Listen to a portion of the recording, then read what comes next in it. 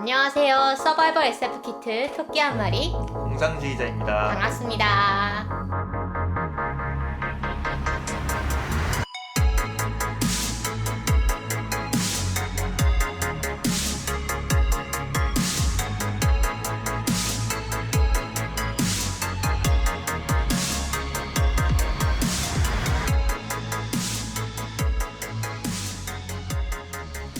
네, 저희 오늘은 단신을 다뤄볼 차례죠. 네. 네, 그래서 단신을 저희가 보통 이제 한 달 내내 모으는데 이번 달에는 좀 많아요. 그래가지고 다 할 수 있을지 모르겠는데 일단은 제일 좀 재밌어 하실 만한 핫한 것부터 시작을 해가지고 소개를 하고 좀 뭐 시의성이 좀 약한 것들은 뭐 다음 달에 또 해도 되고 하니까 일단 시작을 해보도록 하겠습니다. 네. 일단 제일 핫하고 제일 최근 뉴스. 금성에서 생명체의 흔적이 발견되었다. 네, 요 뉴스죠. 그래서 네이처 아스트로노미의 9월 14일자로 게재된 논문인데, 화성의 그 상공에서 포스핀이라는 물질이 발견이 됐는데, 저는 포스핀이 뭔지 몰랐는데, 뭐 그냥 단순한 구조의 화학물이더라고요. 그냥 P, 그러니까 인에다가 H, 수소가 3개 붙은, 그래서 인화수소인데 이제 포스핀이라고 부른대요. 그래서 이게 상온에서 기체고, 그 다음에 마늘 냄새 또는 썩은 생선 냄새가 난다고 합니다. 그래서 좀 구리겠죠? 그거 아닌가요? 그 박쥐똥 동굴에 박쥐는 아니고 펭귄똥에 있대요. 펭귄똥이랑 그 다음에 유기물이 풍부한 늪지대 막 이런 데에 있다고 하네요. 그리고 공업용으로도 만들어가지고 쓰기도 한다고 합니다. 비료로 쓰는 거겠죠? 비료는 아니고 가스니까 뭐 가스를 활용하는 어딘가에 쓰겠죠? 그래서 이게 폭발성이 있고 또 생물체의 독성이 있습니다. 그래서 뭐 우리한테는 좀 해로운 거긴 한데 어쨌든 그 지구 대기 중에도 아주 낮은 농도로 존재를 하고 지구 대기 중에 만들어져 있는 거는 이제 공업용으로 만든 게 아니고 생화학적인 인의 순환에 의해서 좀 낮은 농도로 존재를 한다고 하네요. 그래서 근데 이게 네. 생물체가 만들어내는 방식이나 뭐 인공적으로 만드는 방식 외에 자연적으로 다른 생물체를 관여하지 않는 다른 방식으로 이 물질이 합성되는 게 지금 인간들이 모르는 거죠.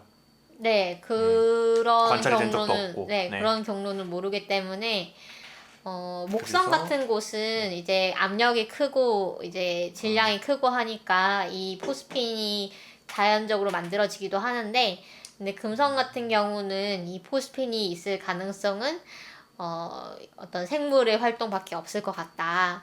그래서 이게, 생명체의 증거가 아니냐라는 게 이제 뭔가 흥분이 되는 포인트인 거죠. 그걸 바이오마커라고 하더라고요. 네. 그래서 바이오 마커에 대해서도 제가 한번 조사를 해봤는데, 보통 우리가 외계 행성에 생물체가 있는지 없는지를 판별을 할 때, 뭐 가까운 곳이면 금성처럼 이제 직접 가볼 수도 있고, 뭐 가서 좀 탐사를 할 수도 있는데, 멀리 있는 행성 같은 경우는, 그 별이 있고 행성이 있잖아요. 별은 스스로 타는 그 네. 태양 같은 애들이고, 항성이라고 하는 거죠? 그쵸, 항성이 있고, 그 다음에 그 주위를 도는 타지 않는 그 행성들이 있죠. 그래서 이 행성들 중에 행성들이 이 별을 가리면, 그럼 가리는 순간 이 별에서 나오는 빛이 행성의 대기를 통과를 해가지고 우리한테 오잖아요. 네. 그러면은 이 빛이 대기를 통과하면서 그 대기의 성분이 무엇인지를 알려주는 이제 정보를 가지고 우리한테 온다고 합니다. 그러니까 빛이 살짝 예를 들면 색유리를 통과하면은 뭐 그 색의 빛이 되잖아요. 빨간색 유리를 통과하면 빨간색 빛이 되듯이. 그러니까 여기서도 이제 행성에 뭔가가 있으면은 그 뭔가를 포함한 그 어떤 빛이 나오게 되는 거죠. 그래서 뭐 포함한 건 아니고 이제 하여튼 어떤 스펙트럼에 뭔가 차이가 생기겠죠. 그래서 보통 그래서 이 빛을 보고 여기서 이 대기에 어떤 물질이 있으면 여기는 생물이 산지도 모르겠다라고 판단을 할 수가 있는가를 좀 찾아놓은 게 바이오 마커라고 합니다. 그래서 대표적인 바이오 마커가 두 가지가 있어요. 그 중에 하나가 뭐 당연하게 생각을 하실 수도 있는데 산소입니다. 왜냐하면 우주에 산소가 뭐 그렇게 드문 원소는 아니지만 보통은 반응성이 좋기 때문에 다른 거랑 이제 반응을 해서 산화물, 그러니까 뭐가 있을까요? 그러니까 철이 녹슬면 이제 네, 산화철이 산화철이 되는 되죠. 것처럼 그렇게 이제 그 산화물로만 존재를 한대요. 그래서 어떤 순수하게 이제 산소 분자가 있다. 이러면 이거는 우리 행성 지구에서는 누가 산소를 만들죠? 식물이 만들죠. 그렇죠. 식물이 만들죠. 광합성을 그래서 하죠. 네. 그래서 식물 같은 어떤 산소를 만들어내는 생물이 계속 뭔가 생명 활동을 해야 이 대기 중에 산소가 존재를 할 수가 있대요. 그래서 바이오마커 두 가지 중에 첫 번째가 산소고요. 두 번째가 레드 엣지라는 건데 이것도 식물이랑 관계가 있습니다. 그러니까 식물이 어떤 특정 파장의 빛을 흡수를 한다고 해요. 그래서 이 파장의 빛이 흡수가 되어서 그러면 다른 쪽 이게 빛이 좀 더 세지겠죠. 그래서 그런 부분들이 스펙트럼에서 보이면 이거는 뭔가 식물이 존재를 할 가능성이 있다라고 본다 합니다.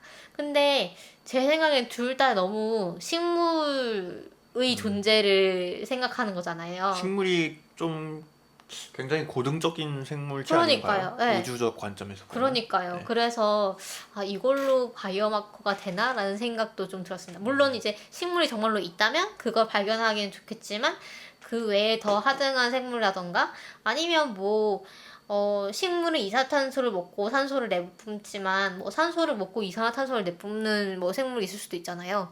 그래서 그런 부분은 근데 이산화탄소는 네.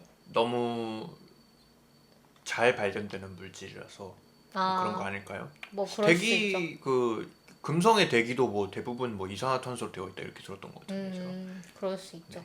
어쨌든 간에 좀 다른 바이오마커도 있어야 되지 않나라는 생각도 들긴 하는데, 그러니까 약간 저는 이걸 보고 좀 그런 생각이 들었던 거죠. 너무 생물의 정의를 우리 지구 관점으로만 보는 게 아니었나, 이런 생각. 근데 과학의 영역이니까 그건 어쩔 수 없지 않나. 그쵸. 이게 한계죠. 약간 SF의 영역이라면 그런 걸 상상해 볼 수 있지만 과학의 그렇죠. 영역에서 아무런 물질이나 가지고 와서 이게 생명의 증거다라고 말하기에는 너무 그거잖아요. 증거가 그렇죠. 너무 비약이 너무 심한 거잖아요. 그건 그렇죠. 네, 우리가 알 수 있는 지식의 한계 내에서 판단해야 되는 거니까. 네, 그거는 맞는 것 같아요. 근데 어쨌든 간에 네, 그런 한계가 있겠다라는 생각이 들었습니다. 그리고 아까 그 금성 얘기로 돌아가면 금성 표면은 너무 뜨겁고 기압도 높아서 생명 친화적인 환경이 아니래요. 그런데 고도 한 50km 정도, 그러니까 좀 높은 곳에서는 대기 중에서는 약간 따뜻한 정도고 기압도 지구 표면이랑 비슷한 1기압 정도라서, 근데 이 고도에서 포스핀이 발견을 돼가지고 사람들이 좀 가능성 있는 거 아닌가라는 생각을 했다고 합니다. 그래서 그동안도 사실 계속 이제 가능성이 그러니까 좀 제기되어 왔다고 하는데요. 2005년에는 탐사선으로 직접 가서 보니까 금성 구름 속에 미생물이 좋아할 만한 그런 화학 성분들이 좀 포함되어 있었다라는 얘기가 있고요. 그 다음에 2018년에 어떤 연구자가 시뮬레이션을 해보니까 금성의 산성 구름 속에 생명체가 있을 가능성이 높다. 왜냐하면 금성에는 자외선을 막아주는 대기층이 있더라. 그렇게 연구 결과가 나왔다고 하네요. 그래서 이 연구, 네이처 아스트로노미에 게재된 이 연구의 호동 연구는 이 물질은 어떻게 생성됐는가를 찾는 거라고 합니다. 이걸 보면 정말로 이제 생명체가 생성한 건지 아닌 건지를 확인을 할 수가 있겠죠? 인간에 의해 오염되었을 가능성도 있다 이런 가설도 있던데요. 맞아요. 그럴 가능성도 있다고 해요. 그리고 인간이 네. 이제 로켓을 타고 갔을 때 로켓에 묻어있던 박테리아가 뭐 거기에 갔다든가. 그렇죠. 그런데 이제 그게 아주 미량일 거잖아요. 그런데 지금 발견된 양은 약간 좀 그래도 살아 있어야 걔네들이 살고 있어야 발견되는 양이라서 뭐 그쵸, 우리가 오염시킨 다음에 걔네들이 거기서 번식을 했을 수도 있겠죠. 그렇죠. 네. 그래서 그런 부분을 다 따져볼 것 같습니다. 네. 그래서 그리고 이게 사실 의도된 실험은 아니었다고 해요.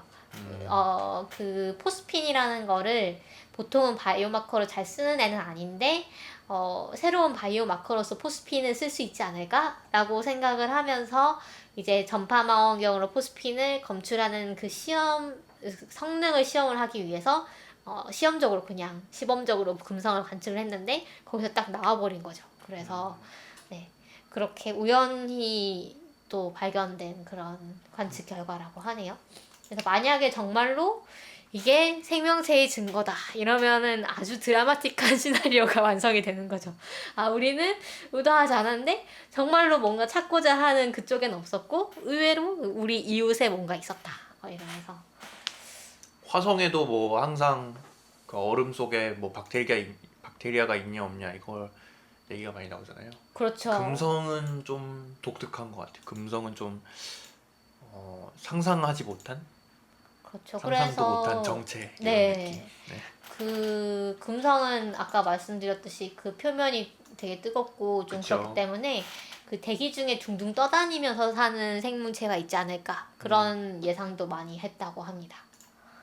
그래서 저는 약간 SF를 많이 봐서 그런지 그 다른 행성 또는 다른 은하, 다른 개, 뭐 요런 데에 있는 생물체가 우리랑 비슷할 것 같지 않단 말이에요. 그렇죠. 왜냐하면 우리랑 비슷하면 너무 확률이 낮을 것 같아요. 우리랑 비슷한 확률은. 그래서 그럴 것 같긴 한데 그 미생물이라면 우리가 감지할 수 있는 미생물이면 되게 비슷한 거잖아요. 엄청 비슷한 거죠. 뭔가 그쵸. 그 미생물이 뭐 진화를 해가지고 우리처럼 될 수도 있는 거잖아요. 그래서 어쨌든 재밌는 뉴스였습니다. 네. 만약에 금성에 생명체가 산다면 우리보다 고등한 생물일까요? 하등한 생물일까요? 약간 지금은 좀 하등한 생물일 가능성이 높아 보이긴 하는데 근데 아닐 수도 있죠. 이건 그냥 SF적인 상상력인데 구름으로 된 생명체. 그쵸. 라든가. 그 SF 네. 소설 있지 않나요? 어디서 태양을 봤지? 막 가려가지고. 그쵸. 네. 네, 그 구름 뭐지? 약간 블랙매터 같이 생긴 그런 생명체를 상상하는 그런 소설도 있고, 막 호시노 유키노부 저번에 만화 같은 거 보면은 거기도 막 각종 뭐 형태의 생물체가 나오잖아요. 그런 것처럼 우리 기준에는 하등한데 쟤네 기준에는 우리가 더 하등한 뭐 그런 걸 수도 있죠. 그리고 근데 뭐 그게 고등하다 하등하다 기준을 사실 따지기가 좀 어렵죠. 따지기가 동물 어렵긴 같은 한데, 경우만 생각해봐도 네, 인간보다 더 우월한 능력을 가진 동물들이 많이 있잖아요. 그렇죠. 근데 이제 보편적으로 이제 통용되는 개념에서의 그 인간을 가장 최상층으로 놓는 그런 개념에서 본다면, 네. 근데 어쨌든 어떻게 될지 흥미진진하네요. 네. 그래서 그, 네, 그 기사도 있던데요. 이거는 또 다른 기사인데 네. 그 산소 얘기가 나와서 생각난 건데 달에서 이제 적철석이 발견되었다. 그게 굉장히 의외다 뭐 이런 기사도 있더라고요. 산소가 네, 없어서요. 네. 근데 이제 과학자들 추측으로는 태양풍에 의해서 지구에 있는 산소가 달로 날아가가지고 철과 결합을 했을 가능성이 있다. 그래서 그거를 실제로 시뮬레이션을 돌려보니까 실제로 달에 있는 적철석 비율하고 비슷하게 나오더라. 뭐 이런 가설을 가장 가능성이 있다고 이렇게 결론을 내더라고요. 지구의 대기가 그럼 달로 좀 날려가는 거네요. 그쵸. 우와. 달이 정확하게 이제 지구 뒤편에 있을 때 태양 네, 그래야겠죠. 기준으로 그럴 때 산소가 날아간다고 하네요. 호호. 그 약간 유랑지구 뭐 이런 거 생각나는데요. 유랑지구에서 왜 네. 지구의 약간 대기가 목성으로 끌려 들어가는 그거 말씀하시는 그렇죠. 거죠? 그렇게 해가지고 막 불 붙어가지고 막 폭발 일어나고 막 그래야 이러잖아요. 날아가잖아요. 네, 그거 생각나네요. 그리고 이 뉴스랑 좀 연계를 해서 보면 약간 뇌내 망상을 할 수 있는 뉴스가 있는데 그 외계인 신호 사냥꾼이라고 해서 그 컨택트 영화에 나오는 그 망원경 있잖아요. 그 컨택트 말고 그 컨택트죠? 네, 옛날 컨택트. 네. 그 조디 포스터 나오는 그 컨택트에 나오는 그 아레시브 망원경이 파손이 됐다고 합니다.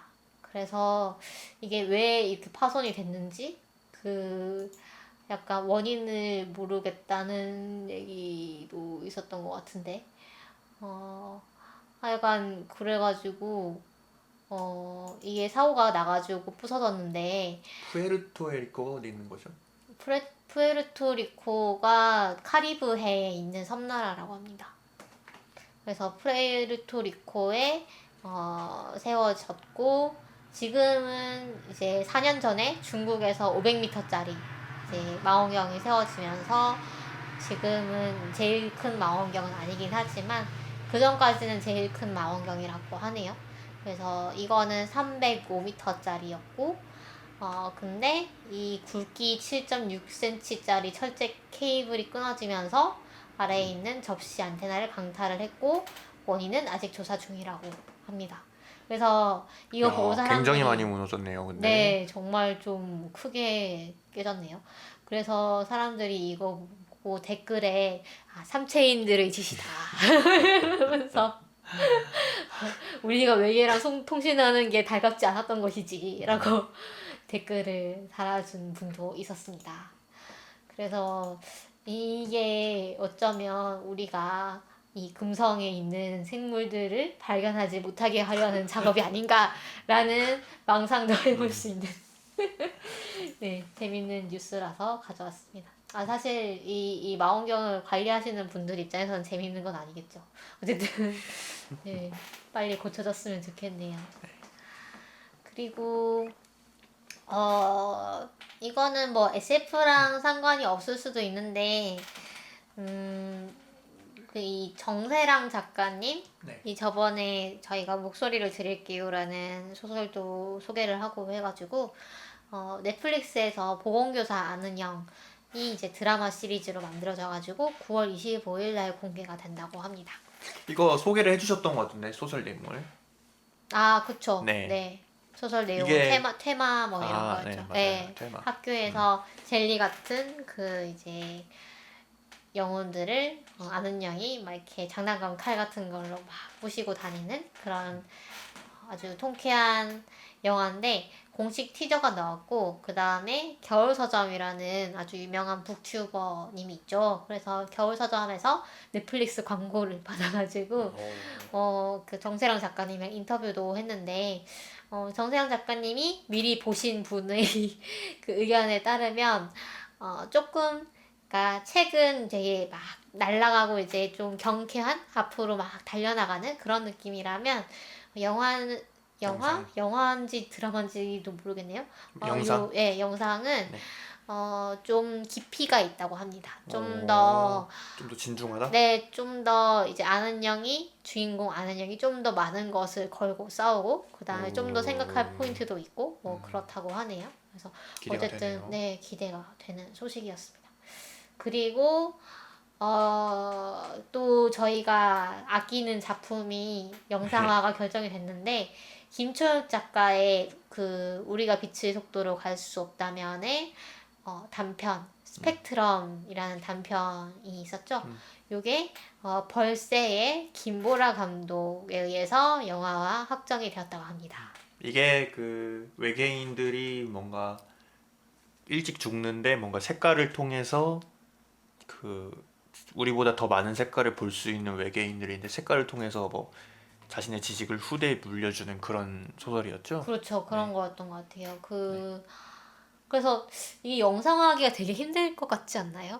저는 근데 네. 굉장히 기대가 많이 되는데요. 그래요? 영상. 네. 굉장히 그 시각적으로 좀 네. 만족스러울 것 같고 음, 그 외계인들이 그리는 그림이라던가 이런 것들을 어떻게 네. 표현하느냐에 따라서 좀 잘 만들 수 있지 않을까 이런 생각이 좀 음, 들어서 네. 저는 그 빛의 속도로 갈 수 없다면 중에서 네. 가장 영상화가 기대되는 작품이라고 생각하긴 했어요. 아, 네, 그래요? 이 소식을 듣고. 네. 하긴. 정말, 그렇죠. 환상적인 풍경이 펼쳐질 수도 있겠네요. 음, 벌새도 제가 봤는데 네. 벌새 보셨나요? 네, 맞습니다.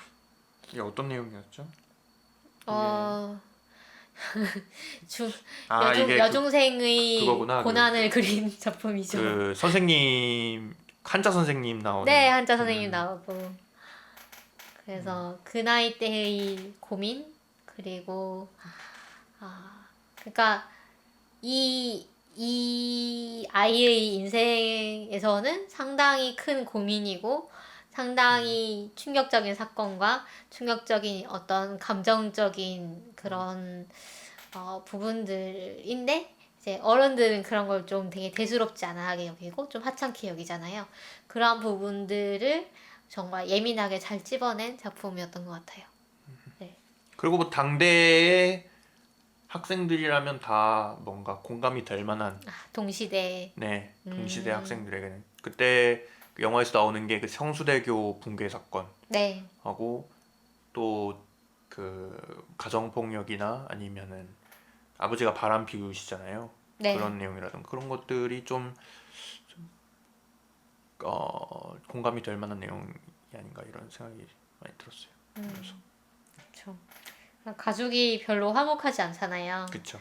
그게 사실 이제 제가 어릴 때 드라마를 보면 다들 가족들이 되게 화목하게 나오는데 음, 우리 가족은 아닌 것 같은 거예요. 그래서 약간 우리가 이상한가? 막 이런 생각을 했는데 사실은 뭐 아니었던 걸로. 더 현실적인 네, 벌새가 오히려 네, 네, 네. 그랬던 것 같습니다. 그 영화도 굉장히 좀 재밌게 봐서 기대가 네, 많이 되네요. 네, 네. 정말 기대가 됩니다. 언제가 될지 모르겠지만 기대를 하면서 기다려 보도록 하겠습니다. 그리고 SF 어워드 소식을 두 가지 말씀드리려고 하는데요.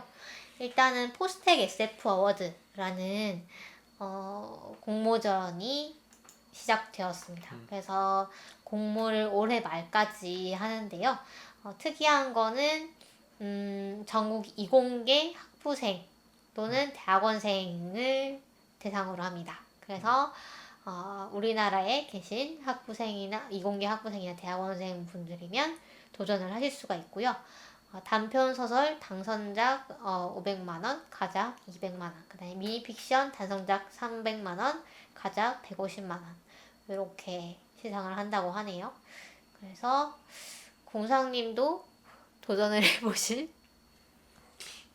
모르겠어요. 고민해보고 있는데 네. 네. 공상님도 자격은 되잖아요, 그쵸? 자격은 되죠. 네, 대학원생이니까. 네, 이게 옛날에는 포스텍 과학 문화 뭐 창의 공모전 그런 게 있었던 걸로 신문사에서 했던 게 있었던 걸로 네, 기억하거든요. 신문사에서 뭔가 네. 했었죠. 거기서는 네, 이제 거기서도 SF 소설을 받았었는데 네, 그거는 이제 포스텍 학생들 대상이었죠. 네, 근데 그걸 좀 다듬은 게 아닌가 그런 생각이 좀 드네요. 네. 그래서 이건 전국의 이공계 학생들이 도전할 수 있습니다. 그래서 많이 많이 도전을 해보시면 좋을 것 같습니다. 사실 뭐 꼭 이공계여야 SF를 쓸 수 있다 이런 거는 아니지만 이공계도 SF를 쓰면 훨씬 더 다양한 얘기들이 나올 수 있지 않을까 뭐 이런 생각은 들잖아요. 그래서 네. 그 다음에 또 공모전의 매회 수상작은 기성 작가의 SF와 묶어서 단행본으로 발간할 계획이라고 하네요. 그래서 만약 SF 작가로서 데뷔를 하고 싶다는 생각이 있으시면 정말 좋은 기회인 것 기성 같습니다. 작가와 함께 네, 실린다면은 진짜 그 영광이겠네요, 진짜. 그쵸. 네. 그래서 이 책이 일단 나온다는 게 정말로 이 작가로서는 어떤 뭐랄까 데뷔, 관문 뭐 네. 이런 거기 때문에 상당히 좋은 기회인 것 같습니다. 그리고 SF 어워드 매년 개최되고 있는 SF 어워드의 2020년 본심 진출작이 발표가 됐습니다. 그래서 여기 보시면 한 장편 소설 한 열 몇 편, 중단편 소설, 웹소설, 만화 웹툰, 그 다음에 영상 이렇게 있는데 다 좀 보면은 알고 있던 작품도 있고 또 모르던 작품들도 있고 그래서 여기에 있는 작품들 한 번씩 읽어보셔도 좋을 것 같아요. 일단 이제 기본적으로 좀 통과가 된 작품들이고 어느 정도 작품성이 있다고 인정을 받은 작품들이기 때문에 되게 저도 좀 궁금합니다. 이 작품들. 그래서 이 작품들이 어디서 이제 정말로 상이 발표가 되느냐 하면 SF 사이언스 페스티벌에서 발표가 됩니다. 그래서 11월 6일부터 11월 15일까지 국립과천과학관에서 개최가 되고요. 할 수 있을까요? 그쵸. 그래서 랜선으로도 좀 많이 진행을 하려고 하는 것 같아요. 그래서 아무래도 랜선 진행을 기본으로 까는 거겠죠? 네. 네. 그리고 올해가 10주년이라고 합니다. 그래서 벌써 과학관 10주년. 아니요, SF. SF 사이언스 페스티벌이 10주년이라고 하네요. 네. 그래서 좀 기쁘기도 하고 그다음에 이제 올해 주제는 또 다른 생명체라고 하고요. 시네마 토크를 드라이브인으로 한대요. 그래서 드라이브인 시어터에서 시네마 토크를 하고 또 마인크래프트 속에 이제 과학관 맵을 만들어가지고 여기서 각종 미니 게임을 한다고 합니다. 그래서 재밌겠네요. 네, 이것도 참 좀 신선한 발상인 것 같아요. 그 다음에 나만의 SF 스토리를 좀 만드는 코너도 있는데 이거는 뭔가 릴레이 소설 같은 게 아닐까라는 생각이 드는데 좀 더 자세한 내용은 앞으로 뭐 나올 것 같습니다. 그래서 여기서 시상식도 하게 되고요. 유튜브 생중계를 하게 된다고 하네요. 그래서 궁금하신 분은 저희가 링크 달아놓을 테니까요. 페이스북에 SF 사이언스 페스티벌 요 계정에 들어가시면 자세한 내용을 보실 수가 있습니다. 그리고 행사 소식 몇 개 더 말씀을 드릴게요. 일단 지금 개최가 이미 된 행사가 인천 판타지 컨벤션 요거 공상님 보셨나요? 제가 그때 링크 보내드렸는데 공상님 주무셨다고. 네, 못 봤어요. 잤어요. 네. 근데 이거 지금도 볼 수 있어요.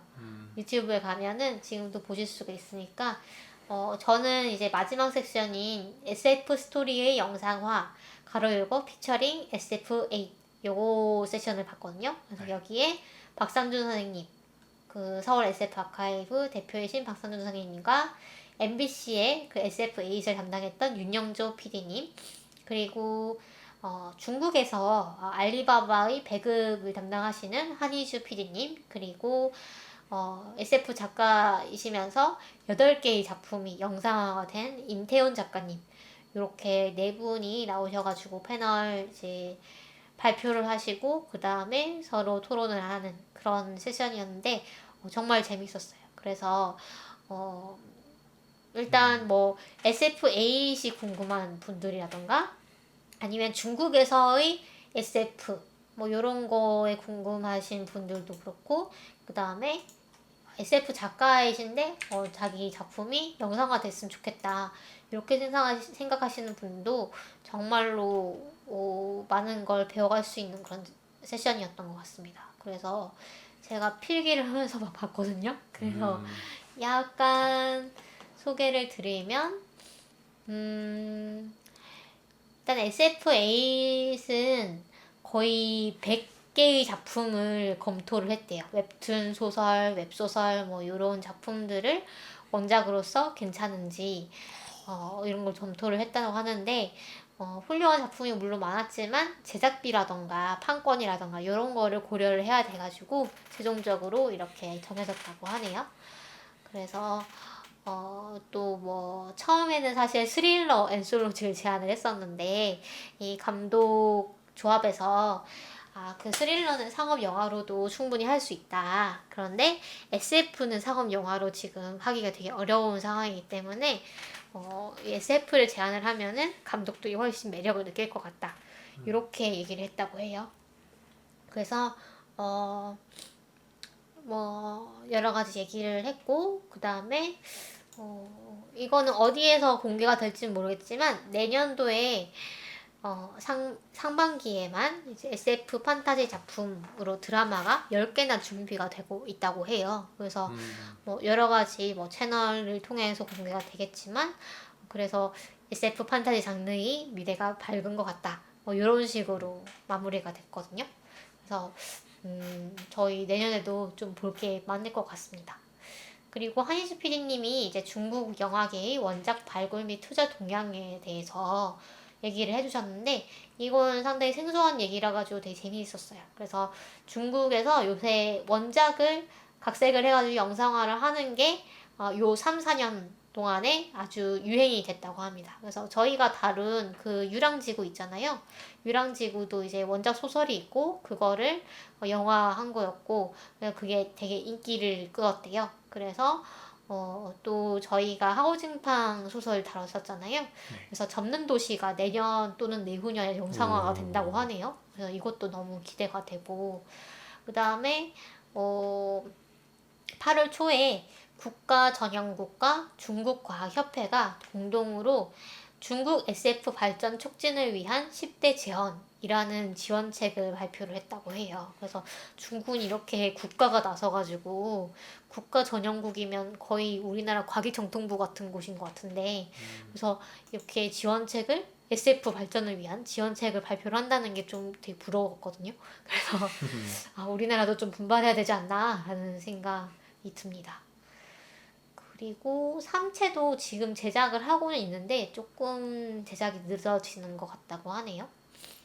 그 다음에 우리나라에서도 판권을 많이 사가지고 영상화를 진행을 하고 있는데 크로스파이어라는 우리나라 게임이 있대요. 그래서 요것도 작년 7월에 드라마를 만들었고 엄청 유명한 배우를 투입을 했다고 합니다. 그래서 점점 이제 원작 그러니까 뭐 기존에는 우리나라의 영상물을 사가지고 중국 쪽에서 리메이크를 했다면 지금은 점점 이제 뭐 애니메이션이라던가 또는 만화 또는 소설 쪽으로 이제 원작 IP를 좀 따오는 쪽으로 가고 있다고 하네요. 그 다음에 마지막으로 인태훈 작가님의 그 영상화를 부르는 SF 스토리텔링 요거는 직접 보시면 좋을 것 같아요. 이거는 그 PPT도 너무 센스 있게 잘 만드셔가지고 되게 보는 재미가 있는데 제 기억에 남았던 거는 그거였어요. 이제 영의 개수가 중요하다. 그래서 영의 개수에 따라서 나의 의욕이 달라진다. 이런 거랑 그다음에 단편 소설이랑 장편 소설이랑 판권료가 되게 다르대요. 장편 소설이 훨씬 많은데 근데 이제 작가 입장에서는 단편을 쓸 때와 장편을 쓸 때 그 품이 그렇게 몇 배씩 그렇게 차이가 안 난다고 그렇기 때문에 이왕이면 장편을 쓰는 게 좋다 뭐 이런 팁을 주셨어요. 그래서 막 이렇게 판권을 팔 때 약간 그 시집 보내는 장인어른의 심정으로 딸을 시집 보내는 장인어른의 심정으로 왜 나의 작품을 선택하셨냐 뭐 이런 질문을 한다고 이런 내용도 되게 재밌었습니다. 그 다음에 이 마지막 세션이라 가지고 마지막에 이 인천 판타지 컨벤션을 기획하신 위원장님이 클로징 멘트를 짤막하게 하셨는데 하면서 좀 울먹울먹 하시더라고요. 되게 힘드셨나 봐요. 이 코로나 사태가 터지고 하면서 요거를 이제 상당히 큰 이 행사인데 요거를 이제 개최를 하는 게 여러모로 우여곡절이 많았던 것 같고 그다음에 저는 위원장 분이 나오신다길래 저는 당연히 남자분이고 뭔가 중년의 남자분이 나오실 거라고 저도 모르게 생각을 했거든요. 그런데 되게 멋진 여자분이셨습니다. 그리고 지금 저희 녹음하고 있는 지금 그리고 아마도 올라갈 때쯤까지도 이제 그 진행을 하고 있을 것 같은데 퓨처콘이라고 하는 온라인 SF 컨퍼런스가 개최되고 있습니다. 그래서 지금 스트리밍으로 진행이 되고 있고 이게 약간 전 세계적인 행사라 가지고 스케줄을 보시면 그 뭐 중국에서의 시간대, 그다음에 미국에서의 시간대, 유럽에서의 시간대 요렇게 해가지고 이제 다양한 시간대로 스케줄이 나와 있어요. 그래서 세션들 보시면 SF에 대해서 여러 나라의 상황들과 뭐 앞으로의 전망이라던가 이런 거를 논해보는 그런 세션들이 많고요. 특히 이제 우리나라 세션도 있습니다. 퓨처 이스트 아시아 테크노 트레디션스 인 재팬 앤 코리아라고 해가지고 일본과 한국의 테크노 전통이라고 해야 될까요? 이런 거를 다루는 세션이 있습니다. 그래서 여기에 정소연 작가님이 참여를 하시고요.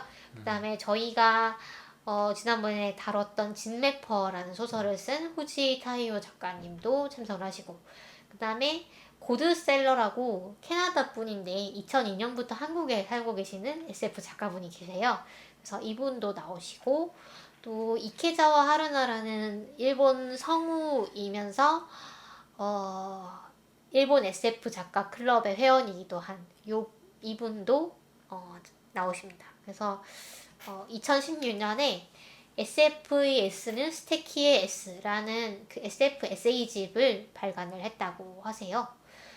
그만큼 SF도 되게 좋아하시는 것 같고, 아버지가 아쿠타카와 상 수상 소설가시고, 이분이 본인이 아주 열정적인 독서가라 가지고 그 재밌는 일화가 있더라고요. 어렸을 때 그 학교 도서관에 있는 책을 다 읽었대요.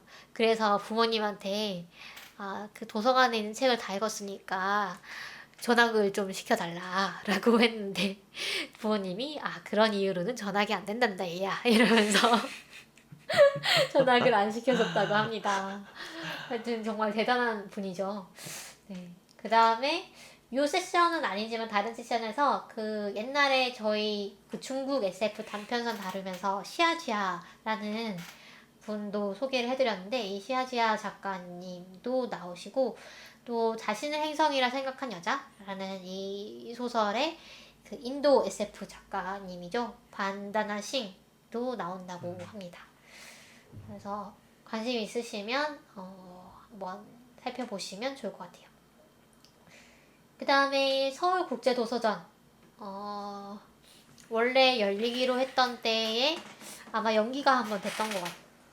연기가 됐었는지 원래도 지금 예정이었는지 모르겠는데, 어쨌든 원래는 이제 오프라인 개최를 하려다가 온라인 개최가 결정이 되었습니다. 그래서 김초엽 작가와 송은희 씨와 그 다음에 손흥민 선수가 홍보대사 그리고 모델을 맡았고요. 10월 16일부터 25일까지 진행이 되고, 뭐 예를 들면 출판사 책 전시라던가 세미나 뭐 이런 거를 온라인으로 볼 수 있는 웹사이트를 운영을 하고, 또 각 지역에 있는 지방 서점들을 좀 활용을 해가지고 책을 매개로 한 뭐 다양한 프로그램을 진행을 한다고 하네요. 그래서 뭐 요것도 좀 기대가 됩니다. 제가 찾아보니까 원래 6월 개최 예정이었다고 하네요. 그렇군요. 맞습니다. 온라인으로 얼마나, 사실 이 국제도서전 가면은 항상 정말 사람들 많고 정말 규모가 크고 막 이랬었는데 이번에 어떻게 개최가 될지 좀 궁금하긴 하네요. 그리고 네. 그 SF 신간을 저희가 소개를 이제 해드리려고 해요. 네. 제가 목이 좀 아픈데 네. 공사님이 좀 소개를 해주실 수 있을까요? 네. 첫 번째 거 먼저 소개를 할까요? 네. 레이 브래드버리 탄생 100주년 기념으로 화성연대기와 태양의 황금 사과가 우리나라에서 동시 출판이 된다고 하네요. 네, 현대문학에서 네. 네, 출간을 하네요. 음, 그래서 뭐 세트로 사실 수도 있고요. 네. 그다음에 SF 비평서 두 음. 권이 나왔죠. 심원선 작가의 SF는 정말 끝내주는데 이경희 작가님의 SF 이 좋은 걸 이제 알았다니 라는 이제 작품이 출간이 됐고 네, 사실 네. SF는 정말 끝내주는 데는 이북으로는 원래 나와 있었던 책인데 이번에 종이로 이제 네 크라우드 펀딩 같은 걸 받아가지고 종이책으로도 출간이 되었습니다. 그래서 심원선 작가님은 좀 여러 가지 작품들을 좀 비평을 하시면서 이거 좀 읽어보세요. 약간 추라이 뭐 이런 느낌이고 그 다음에 SF 이 좋은 걸 이제 알았다니 요거는 왜 그 우리나라에서는 SF가 안 뜨나 사실 알고 보면 우리나라에서 뭐 게임도 많이 하고 그 다음에 건프라도 많이 사고 그 다음에 영화도 뭐 역대 박스 오피스 100위 영화 중에 20편이 넘는 영화가 SF 영화였다고 해요. 그래서 요런 나라인데 왜 우리가 그게 SF인 줄을 모르고 그 다음에 또 SF를 별로 안 좋아한다고 생각을 할까 뭐 요런 거에 대해서 다룬 책이라고 하네요. 그래서 재밌을 것 같고요. 그 다음에 배명훈 배명훈 작가님, 작가님의 네, 빙글빙글 우주군이라는 소설이 이제 나오는 거죠. 네 신작입니다. 그래서 저 너무 기대가 돼요. 표지가 되게 이쁘네요. 이쁘지 네. 않나요? 되게 레트로하면서 상당히 센스 있는 그런 표지인 것 같고, 그야말로 우주군 약간 저는 그 책 소개를 보니까 좀 뭐였지? 스타쉽 트루퍼스 같은 느낌이 아닐까라는 생각이 들었어요. 그래서 좀, 매일매일이 시트콤인 군대라고 하네요, 우주군이. 그래서, 이 우주군이 있고, 갑자기 이제 태양이 두 개가 된대요. 그래서 이 태양이 두 개가 되면서 지구가 엄청 더워지는데, 요런 거를 좀 해결을 해야 되는가 봐요, 우주군이. 그래서 뭐, 스케일이 굉장히 크네요. 네. 그 다음에 화성에도 이제 그러니까 화성에도 사람들이 이제 살고 있다? 뭐, 요런 설정이라 가지고, 뭐, 그래서 지구랑 화성이 좀 약간 불화를 겪고, 뭐, 이런 내용도 있다고 하네요. 그 다음에, 과학자 이제 분이 쓴 SF가 두 편이 나왔는데 모두 고양이를 봤다라는 전윤호 작가님 소설 그리고 이종필 작가님의 빛의 전쟁. 이종필 작가님 이름을 들어본 것 같은데 네, 물리학자시죠? 물리학자분입니다. 네. 그 전윤호 작가님은 IT 쪽 전문가시라고 하네요. 그래서 공학자이신 거죠. 고양이를 봤다. 슈레딩거의 고양이와 관련된 이야기일까요? 그렇다기보다는 어느 날 갑자기 네. 제가 봤는데 모든 사람들이 그 고양이의 환상을 보는 거예요. 그래서 수백만 명이 동시에 고양이 환각을 목격하는 사건이 일어난 후에 빅데이터란 자연어 처리 기술을 이용해서 환각의 진원지를 알아내고 뭐 어쩌고저쩌고 하는 내용이라고 합니다. 그래서 과학자분이 이제 현직 과학자가 SF를 쓰는 경우가 물론 지금 이제 SF 작가분들 중에서도 그러니까 연구원이신 분들도 계시긴 하죠. 해도연 작가님 맞죠? 네. 그런 분이 계시긴 한데 이분들은 이제 처음 SF 소설을 쓰시는 것 같아가지고 좀 네, 주목을 해보았습니다. 네. 그 다음에 요거 소개해 주세요. 네. 밀리 서재에서 이제 김초엽 작가님, 듀나 작가님, 배명훈 작가님, 이동산, 김미환, 정수현 작가님 이렇게 6분이서 팬데믹 6개의 세계라는 제목으로 단편을 매주 연재하시는 건가요? 네, 이게. 그래서 네. 3주간 연재가 되고 있고 이번 주가 마지막 주입니다. 그래서 3주간 매주 두 작가의 소설을 연재를 했었어요. 그래서 네, 각자 뭐 다른 작품인데 모두 이제 코로나 이후에 어떤 일이 일어날지 뭐 이런 거를 다룬 것 같습니다. 그래서 이것도 재밌을 것 같습니다. 그 정도 저희가 신간 소개를 하고요. 네. 그 다음에 그 다음에는 단순 토픽 중에서 몇 개 소개를 하고 마치면 될 것 같아요. 공상님이 뭐 하고 싶으신 거 하세요. 아, 제가 하고 싶은 거요? 네.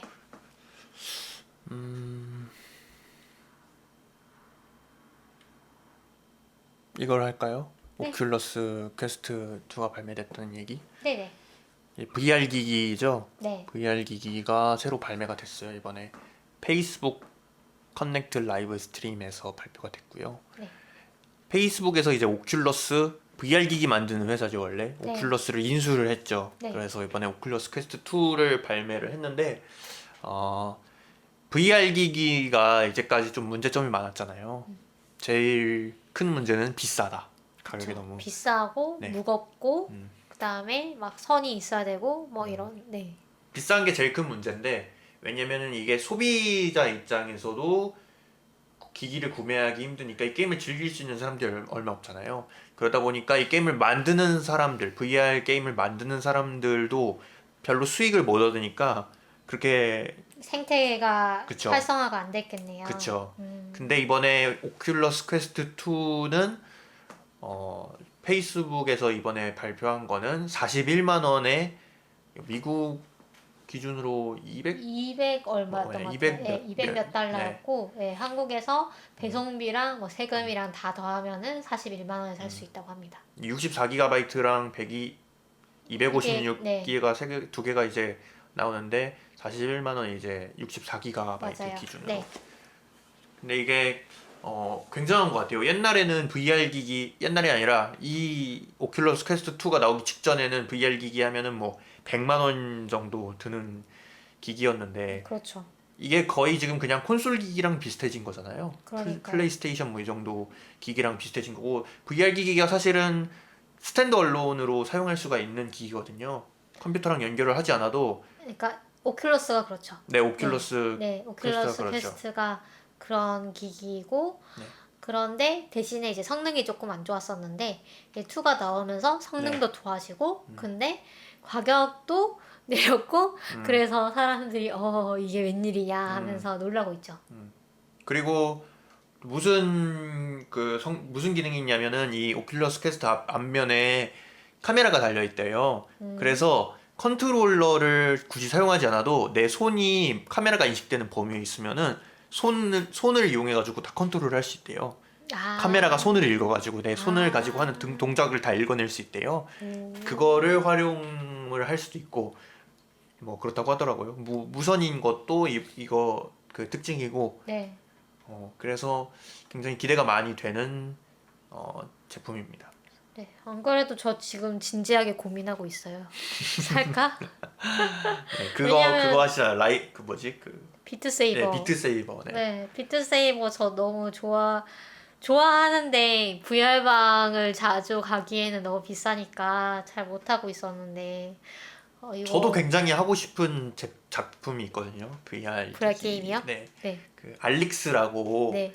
하프라이프가 후속작이 나왔어요, 이번에. 하프라이프. 네. 네. 밸브에서 만든 하프라이프가 후속작이 나왔는데, 하프라이프 2가 2000 몇 년도 게임이거든요. 네. 하프라이프 2 이후로 뭔가 결말이 하나도 안 나오고 거의 그 하프라이프 3가 바이퍼웨어가 되었거든요. 바이퍼웨어가 뭔가 출시 계획만 있고 한없이 미뤄져가지고 모두들 이제 이건 이제 안 나오는구나라고 죽기 전에는 네, 볼 수 없겠구나. 기대를 막 저버린 작품들을 이제 바이퍼웨어라고 부르는데, 네. 하프라이프가 이제 다들 이제 이게 막 그 하프라이프 3의 그 시나리오를 썼던 작가가 퇴사를 해가지고 우리가 하프라이프 3를 볼 일은 없을 것이다 그러면서 막 자기가 썼던 시나리오를 막 폭로를 하기도 하고 그랬어요. 네. 근데 이번에 알릭스라는 작품이 나오면서 이 사람들이 VR 게임이란 이렇게 되어야 한다라는 걸 좀 보여줬거든요. 밸브에서 좀 기술을 많이 들여가지고 그래서 오호. 굉장히 해보고 싶은 작품이라 가지고 오. 저도 좀 기대가 많이 됩니다. 그렇구나. 네. 그리고 이 오큘러스 퀘스트 2 발표를 하면서 뭐 VR 게임도 이런 거 나온다 뭐 이런 내용들이 같이 발표가 됐는데 어쌔신 크리드도 VR로 나온다고 하네요. 유비소프트에서. 네. 그래서 이것도 좀 기대가 됩니다. 그래서 여기서 저희가 링크를 걸어 놓을 텐데 이 라이브 스트림이 한 1시간, 2시간 정도 되는데 되게 그 프레젠테이션을 멋지게 하고 또 여기서 VR 활용을 해서 미래가 어떤 식으로 될지 이런 거를 많이 이제 데모 영상 같은 걸 많이 보여줘요. 그래서 어떤 인간과 컴퓨터 또는 인간과 기계의 상호작용이 어떤 식으로 되어야 될 것인가 뭐 이런 거에 대해서 많이 얘기를 하고 있어가지고요. 그래서 첫 번째 전반은 이제 오큘러스 퀘스트 2 발표에 대한 얘기였고 뒤에 절반은 그런 내용인데 뒤에 절반도 정말 저는 재밌게 봐가지고 한번 보시면 좋을 것 같습니다. 지금은 VR 기기가 네. 게임 기능이나 아니면은 많이 쳐봐야 뭐 영상 감상 이 정도잖아요. 네. 그런데 뭐 지금 컴퓨터나 핸드폰 같은 게 거의 사무기기나 뭐 일상기기 정도가 되었잖아요. 네. 언젠가는 VR 기기가 그 정도의 영역에 이를 수 있을지 또 좀 궁금하네요. 그렇죠. 사무기기나 그런 역할을 할 수가 있을 것인가. 그렇죠. 네. 그러니까 노트북의 역할을 대체할 수 있을 것인가. 그렇죠. 그렇죠. 네. 네. 그런데 이제 이게 먼저일지 아니면 뉴럴링크가 먼저일지 이것도 참 그 뭐랄까 팝콘 각이라고 하나요? 좀 기대되는 부분이기도 합니다. 얼마 이것도 좀 전에 소개를 할까요? 네, 일론 네. 머스크가 본인이 창업한 그 뉴럴링크라는 스타트업에서 뇌에 어떤 칩을 심는 이런 기술을 만들고 그다음에 최근 지지난주였던가 8월 28일 날 네. 이제 기술 시연회를 열었어요. 그래서 통합 뇌 기계 인터페이스 플랫폼 요거의 이제 기술을 시연을 한 건데 같이 서 있는 게 저게 수술기기인 거죠? 그런 것 같아요. 네. 그래서 이 동전 크기의 링크 0.9라는 이름의 뉴럴링크 칩을 공개를 하고 그다음에 이 장치를 뇌에 자동으로 심을 수 있는 장치. 그러니까 로봇인 건데 이제 수술 로봇인 거죠. 네, 이 수술 로봇과 그다음에 세 번째는 요 링크 0.9를 실제로 이식을 한 돼지를 보여줬습니다. 그래서 이 첫 번째랑 세 번째는 알겠는데 두 번째는 굳이? 라는 생각이 들 수도 있잖아요. 그런데 사람이 하면 안 되는 건가? 네네. 근데 이 기계가 해야 뇌의 그 무수한 이 혈관을 피해가지고 이 칩을 약간 바느질 하듯이 이렇게 박을 수가 있다고 합니다. 그래서 이 기계를 이용을 하면은 정말 수술도 빠르게 되고 또 안전하게 된다고 해요. 그래서 오전에 시술을 받고 오후에 퇴원을 할 수 있는 이런 정도라고 하네요. 그래서 1시간 안에 뇌 속에 직경 5마이크론의 미세전극 1024개를 심을 수가 있다고 합니다. 그래서 돼지도 이제 3마리가 나왔는데 한 마리는 컨트롤 그러니까 완전히 아무것도 안 한 돼지고 두 번째 돼지는 그 심었다가 제거한 돼지. 그러니까 이게 이 시술이 가역적이라는 걸 보여주는 거죠. 이거를 시술을 했다가 원하지 않을 때 떼어내어도 전혀 문제가 없다. 이런 걸 보여주는 거였고 세 번째 돼지는 실제로 그 뇌 전극을 심고 있는 돼지. 그래서 이 돼지가 뭔가를 할 때 그 뇌파를 읽어가지고 이게 동기화가 잘 되는 거를 또 보여주었습니다. 그래서 이게 첫 번째 목표는 이 기술의 첫 번째 목표는 어떤 알츠하이머라던가 이런 뇌질환을 갖고 있는 분들을 돕는 것이 목표이지만 궁극적으로는 이제 전 인류의 업그레이드인 거죠. 그래서 전내화. 네, 전내화. 그래서 이런 거를 가지고 어디까지 쓸 수 있는지는 또 해봐야 너무 먼 알겠지만 미래가 아닌가 이런 생각이 좀 드는데. 근데 저는 네. 오히려 빠를 수도 있지 않을까. 그러니까 이런 칩을 심는 것 자체가 별로 거부감이 들지 않게 되면 일단 그게 첫 번째 배려일 것 같고요. 네. 근데 이 칩을 심는 게 이제 별로 거부감이 없고 보편화가 된다. 그랬을 경우에는 우리가 할 수 있는 거는 되게 좀 폭발적으로 빨리 되지 않을까라는 생각은 들어요. 왜냐하면 지금도 전신 불수가 되신 분들 있잖아요. 네. 그런 분들이 이렇게 막 마우스 같은 거 막 이렇게 움직이고 막 이런 걸 하잖아요. 보통 이제 눈으로 이제 눈동자 움직임으로 하는 경우도 있고 뇌파를 가지고 하는 경우도 있거든요. 그러니까 그런 거의 연장선이라고 생각을 하면은 이게 그렇게 뭔가 먼 기술인가 싶기는 해요. 저는. 근데 아직도 인간의 뇌에 대해서 굉장히 많이 모르지 않나요? 뭐 인간마다 편차도 굉장히 심하고 그런 편 아닌가요? 그렇긴 한데 네. 뭐 그런 거를 캘리브레이션을 하겠죠. 그래서 뭐 그런 부분도 계속 연구를 해나가지 않을까 싶습니다. 여기서. 네. 그래서 뭐 요 두 가지 네. 어, 저것도 재밌는 뉴스였는데 맞아요. 독일의 콘서트 실험. 그렇죠. 저게 이제 코로나 바이러스 사태에서 우리가 마스크를 끼고 그 콘서트를 즐겨도 괜찮을까 뭐 이런 거를 실험을 한 거죠. 과학자들이 모여가지고. 그래서 그 독일의 과학자들이 모여가지고 이제 그 사회적 거리두기를 유지를 하고 그다음에 마스크를 낀 상태에서 콘서트를 해가지고 과연 감염이 몇 명이 되는가 이거를 이제 실험을 하고 있다고 하네요. 네. 그래서 뭐 세 번의 콘서트 열었는데 첫 번째는 거리두기 조치 없이 얘도 이제 두 번- 컨트롤이 있는 거죠. 네, 두 번째는 네. 그룹을 나눠서 뭐 세 번째는 뭐 더 엄격하게 뭐 이렇게 해가지고 이랬을 때 뭐 어떻게 되는가 이런 거를 실험을 한 것 같아요. 그래서 우리가 코로나 사태가 예정보다 길어질 거라고 다들 예상을 하기 때문에 그러면은 이런 코로나와 같이 이제 사는 상황에서 우리가 어떻게 그 일상생활을 해나가고 예를 들면 이런 문화예술 공연을 해야 되는가 이런 거를 보기 위해서 실험을 하는 것 같네요. 상당히 과감한 실험이긴 하지만 네. 네. 결과는 아직 안 나왔겠죠? 그럴 것 같아요. 네.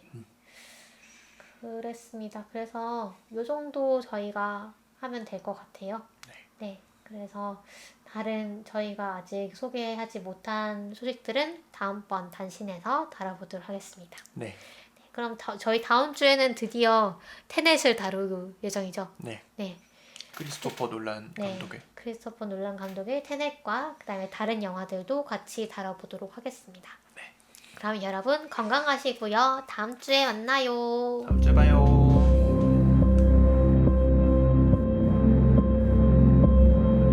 Okay, 30 seconds. 308, your number.